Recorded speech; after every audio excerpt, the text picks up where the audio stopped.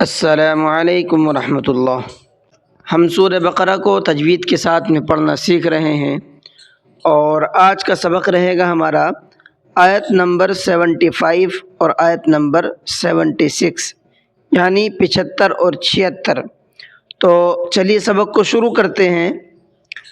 اعوذ باللہ من الشیطان الرجیم، بسم اللہ الرحمن الرحیم۔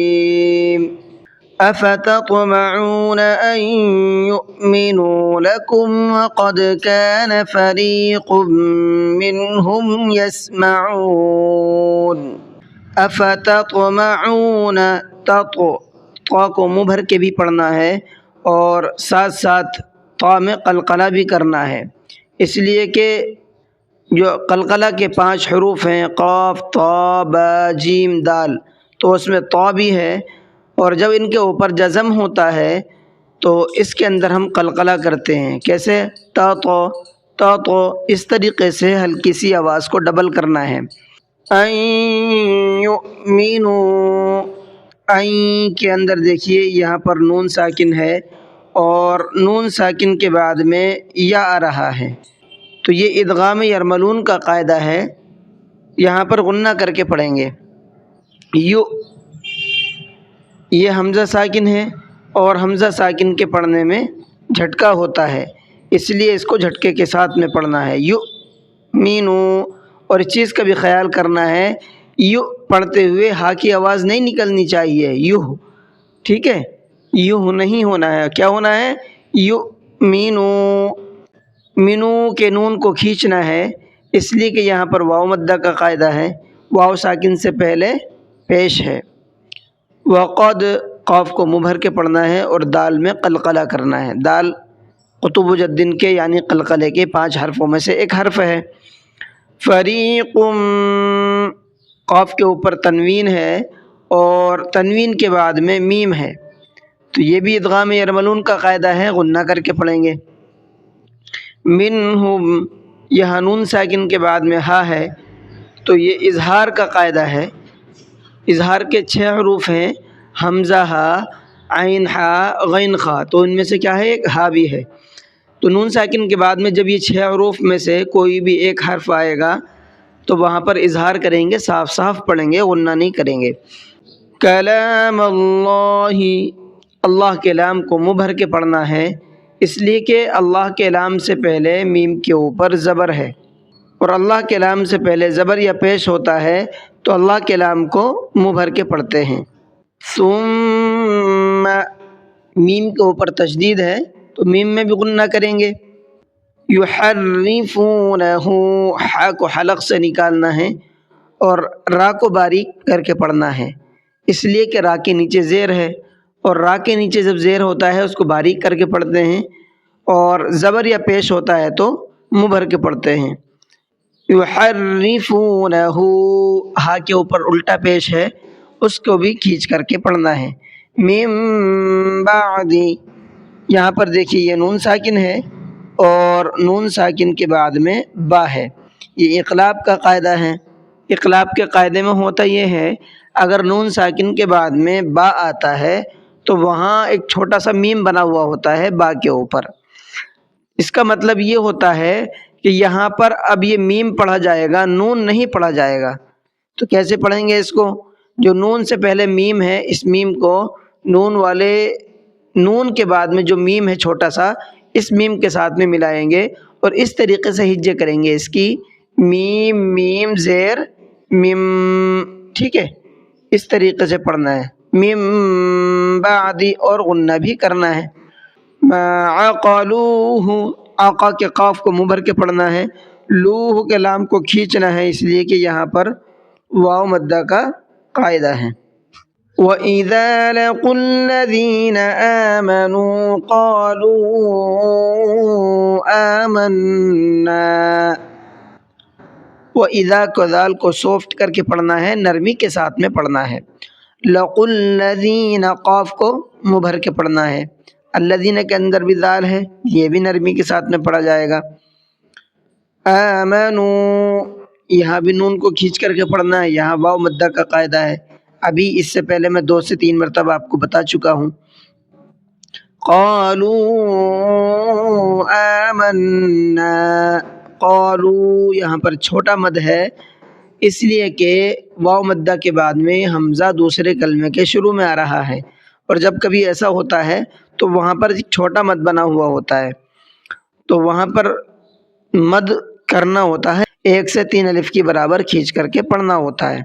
قالوا آمنا، آمنا کے نون پہ دیکھیے تشدید ہے، تو یہاں پر بھی غنہ کریں گے۔ وَإِذَا خَلَا بَعْضُهُمْ إِلَى بَعْضٍ قَالُوا أَتُحَدِّثُونَهُمْ، وَإِذَا کے ذال کو بھی نرمی کے ساتھ میں پڑھنا ہے، خلا خا کو مبر کے پڑھنا ہے، اور لام کو کھینچ کر کے پڑھنا ہے۔ اس لیے میں آپ کو بار بار بتا رہا ہوں، یہ جو حروف مدہ ہوتے ہیں اس میں اکثر غلطی یہ کرتے ہیں لوگ کہ اس کو کھینچ کر کے نہیں پڑھتے، تو اس کو بھی کھینچ کر کے پڑھیے گا آپ، ٹھیک ہے۔ وَإِذَا خَلَا، اس طریقے سے بَعْضُهُمْ، ضاد کو منہ بھر کے پڑھنا ہے، إِلَى بَعْضٍ، یہاں پر ضاد کے نیچے تنوین ہے اور تنوین کے بعد میں قاف ہے، تو یہ اخفا کا قاعدہ ہے، کیونکہ قاف اخفا کے حروف میں سے ہے اور تنوین کے بعد میں آ رہا ہے، تو یہاں بھی ہلکا سا اخفا کریں گے۔ بعض قالوا، اب یہاں پر دیکھیے قالوا میں پھر چھوٹا مد ہے، اس کی وجہ یہی ہے جو میں نے آپ کو ابھی بتائی تھی، حروف مدہ کے بعد حمزہ دوسرے ورڈ کے اندر ہے، دوسرے کلمے کے اندر ہے، تو اس کو 1 سے 3 الف کی برابر کھینچنا ہے۔ اتحدثونہم، سا کو بھی نرمی کے ساتھ میں پڑھنا ہے اور وہیں سے نکالنا ہے جہاں سے ذال نکلتا ہے۔ ذال اور سا بہت سافٹ لفظ ہیں، ان میں ذرہ برابر بھی سیٹی نہیں ہوتی ہے بولنے میں، ذال نہیں ہوتا ہے بلکہ ذال ہوتا ہے، اور یہ سا نہیں ہوتا ہے بلکہ سا ہوتا ہے، اس چیز کا خیال رکھیے گا۔ أتحدثونهم بما فتح الله عليكم ليحاجوكم به، فتح اللہ، اللہ کے لام کو منہ بھر کے پڑھنا ہے، اس لیے کہ اللہ کے لام سے پہلے ہا کے اوپر زبر ہے۔ علیکم، عین کو حلق سے نکالنا ہے، لیحاج، ہا کو حلق سے نکالنا ہے، اور یہاں پر دیکھیے یہ بڑا مد ہے۔ بڑا مد کیوں آتا ہے؟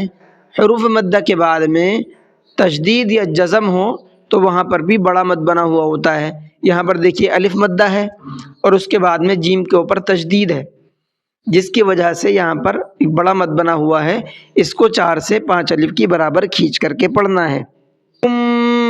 یہاں میم ساکن کے بعد میں با ہے، تو یہ اخفاء شفوی کا قاعدہ ہے، یہاں ہلکا سا ناک میں آواز کو چھپا کر کے پڑھیں گے۔ کم بھی، اس طریقے سے۔ بِهِ عِندَ رَبِّكُمْ، عند کے نون کے اندر اخفا کریں گے، اس لیے کہ یہاں پر بھی نون ساکن کے بعد میں دال ہے، اور ربکم کا را کو مبر کے پڑھنا ہے۔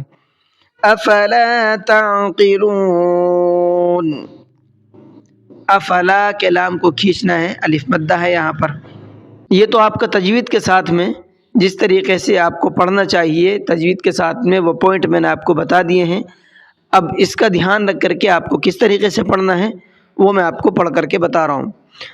افتطمعون ان يؤمنوا لكم وقد كان فريق منهم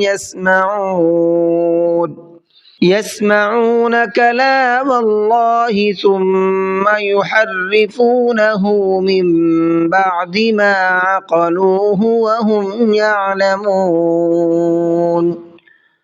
وَإِذَا لَقُوا الَّذِينَ آمَنُوا قَالُوا آمَنَّا وَإِذَا خَلَا بَعْضُهُمْ إِلَى بَعْضٍ قَالُوا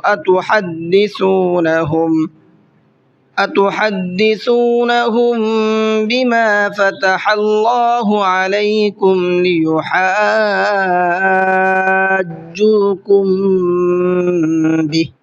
لِيُحَاجُّوكُم